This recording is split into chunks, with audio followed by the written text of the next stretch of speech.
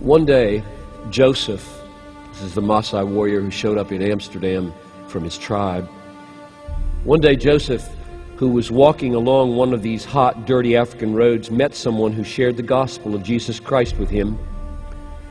And then and there, he accepted Jesus as Lord and Savior.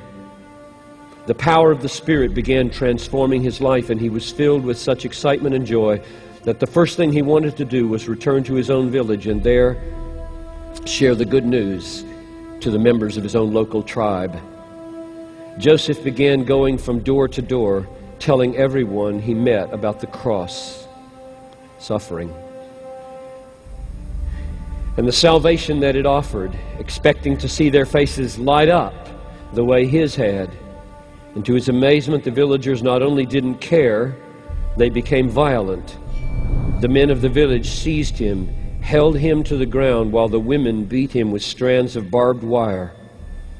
He was dragged from the village and left to die alone in the bush. Joseph somehow managed to crawl to a waterhole, and there, after days of passing in and out of consciousness, found the strength to get up. He wondered about the hostile reception that he had received from people he had known all his life. He decided he must have said something wrong or left something out from the story of Jesus. After rehearsing the message that he gave at first, he decided to go back and share this message again. Joseph limped into the circle of huts and began to proclaim Jesus. "He died for you so that you might find forgiveness and come to know the living God," he pleaded. Again he was grabbed by the men of the village and held while the women beat him, reopening wounds that had just begun to heal. Once more they dragged him unconscious from the village and left him to die. To have survived the first beating was truly remarkable. To live through the second was a miracle. Again, days later, Joseph awoke in the wilderness, bruised, scarred, determined to go back.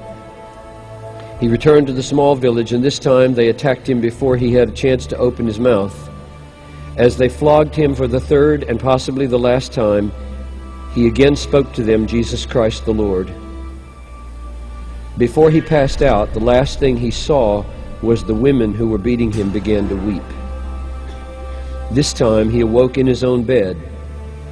The ones who had so severely beaten him were now trying to save his life and nurse him back to health, and the entire village came to Christ.